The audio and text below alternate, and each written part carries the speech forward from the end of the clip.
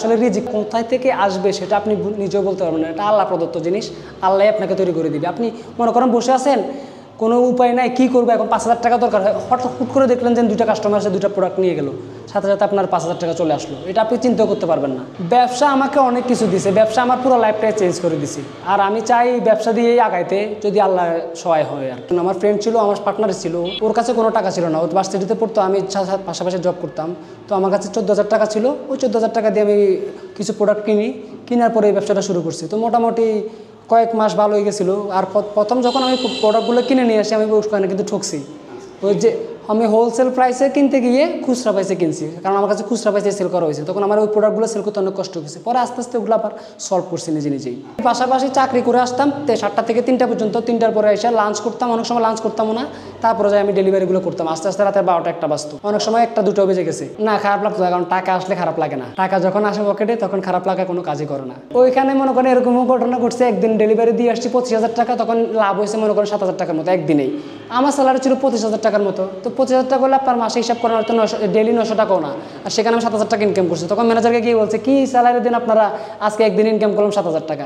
বড় চিন্তা আসলে যখন ওই কারখানা থেকে প্রোডাক্টগুলো নিতাম, কোয়ালিটি আসলে আমার কাছে অতটা ভালো লাগতো না, সেই জন্য চিন্তা করলাম যে একটা আসলে ফ্যাক্টরি দিই, তো নিজের মতো করে কোয়ালিটিফুল প্রোডাক্ট যখন তৈরি করবো তখন আপনার কাস্টমারের চাহিদা বাড়বে, এই জন্য ফ্যাক্টরির চিন্তাটা আসে। গুগল থেকে ছবিগুলো নিতাম, 2-1টা প্রোডাক্ট গুগল থেকে নিতাম। এরপরে এই ল্যাম্পগুলো কিন্তু তখন ফার্স্ট ছিল না, এই ল্যাম্প প্রথম ছিলই না। আমি যখন ব্যবসা শুরু করছি 2019-20 সালের দিকে, এই ল্যাম্প ছিলই না। গুগলে 2-1টা প্রোডাক্ট দেখছি, দেখার পরে মনে হচ্ছে যে এগুলো আমরা চালাতে পারবো। পরে এগুলো আমরা ওই জন্য মিস্ত্রিকে দিলাম যে এগুলো বানাতে পারি। প্রথম বানাতে পারতো না, মানে সাইজ 19-20 হয়ে যেত, ভালো লাগতো না, পরে আবার চেঞ্জ করা লাগতো।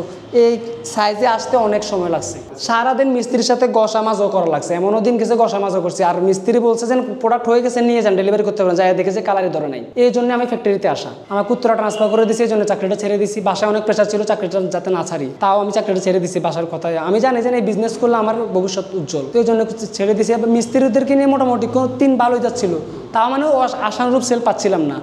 তখন আমি যে ফ্যাক্টরিটা নিয়েছিলাম, ওই ফ্যাক্টরিটা ছেড়ে আমি নতুন একটা ফ্যাক্টরি নিয়েছি নবীনগরে, মোহাম্মদপুর নবীনগরে, এখন যেটা দেখতেছেন এটা ছিল পরে, কিন্তু এর আগে আরেকটু ভিতরে কারখানা নিয়েছিলাম, শুধু ফ্যাক্টরি ছিল।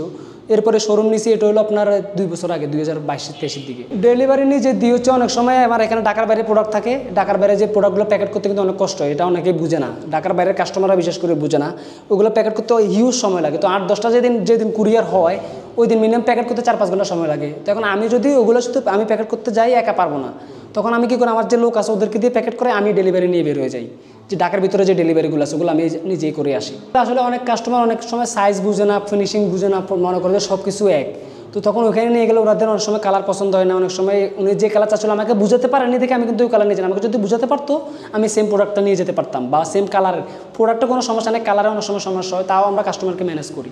ঈদের দ্বিতীয় দিন বলতে ঈদের পরের দিন আমি ডেলিভারি করছি, এবং ঈদের পরের দিন তার প্রতিদিন আমি ডেলিভারি করতেছি, ঈদের দিন ছাড়া। 2 বছর আগে আমার ওয়াইফকে নিয়ে আমি ঘুরতে যাবো, এমন টাইম একটা অর্ডার হয়েছে, ওনার ইমার্জেন্সি ডেলিভারি লাগবে, তো আমি আমার ওয়াইফকে নিয়ে রেডি হয়ে বের হয়ে গেছি ডেলিভারি করতে। পরে ওয়াইফকে নিচে রেখে আমি বাসায় ডেলিভারি করে দেন ওয়াইফকে নিয়ে ঘুরতে বেরোয়েছি। হ্যাঁ, আমি কাস্টমারের মুভমেন্ট বুঝতে পারি যে কাস্টমার আসলে কী চায়, তখন ওনার দিকে একটা ডেলিভারি করি। ইভেন এমনও হয়েছে একটা ডেলিভারি করে আসছি, কাস্টমারতে আরেকটা অর্ডারও নিয়ে আসছি, আমি যদি না যেতাম আমি অর্ডারটা কিন্তু পাইতাম না। ডেলিভারি গেলে লাভ আছে বলতে, কাস্টমার অনেক সময় অনেক সাইজ কালার এগুলো বুঝে না, কারণ আমি নিজে বুঝতে পারি, যেহেতু আমি এগুলো সম্বন্ধে আমার এক্সপিরিয়েন্স আছে, আমি নিজে বুঝিয়ে ইভেন ডেলিভারি করে আরেকটা অর্ডারও নিয়ে আসতে পারি। হ্যাঁ, এরকম সময় গেছে 2021-22 সালের দিকে, যখন নবীনগরে আসি, পাবনার কিছু মিস্ত্রি ছিল আমার, ওদেরকে ধরে রাখার জন্য আমি ভাবতাম কি মিস্ত্রি আসলে চলে গেলে আমি আর মিস্ত্রি পাবো না, এই জন্য আমার একটা ওরা বুঝে গেছে যে না, ওদেরকে ছাড়া আমার কোনো উপায় নাই। তখন আমি একটু লসে ছিলাম।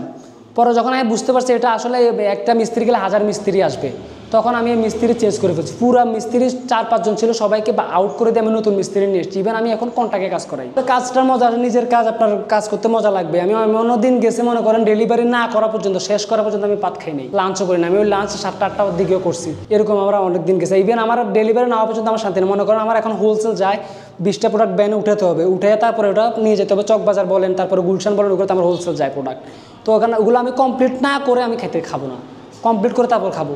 যে ফ্যাক্টরি থেকে আমি প্রোডাক্ট নিতাম, এরপরে যখন আমি ফ্যাক্টরি দিব শুনছি নিজে, তখন ও আমাকে ইনসাল্ট করে বলতো যে তোমরা তো একটা হোল্ডারও খুঁজে পাবে না, অথচ এই হোল্ডার এখন আমি ওনার কাছে সেল করি, উনি আমার কাছ থেকে হোল্ডার নিতে আসে। আমি চায়না থেকে এখন হোল্ডার নিজে ইম্পোর্ট করে নিয়ে আসি। আমি এখন মনে করেন একটা আপডেটই চিন্তা করি, অনেকে মনে করেন অ্যাজ ইউজুয়াল সব কিছু সেল করি, ওগুলো আমি সেল করি, তাও আমি আপডেট কিছু শেড নিয়ে আসছি, সুতার কাজের, আমার বাসায় লোক আছে সুতার কাজের শেড আমি তৈরি করে নিজেই সেল করতেছি। এগুলো কাজ আসলে কেউ যদি ছোটো মনে করে কাজকে, তাহলে সে আগাতে পারবে না।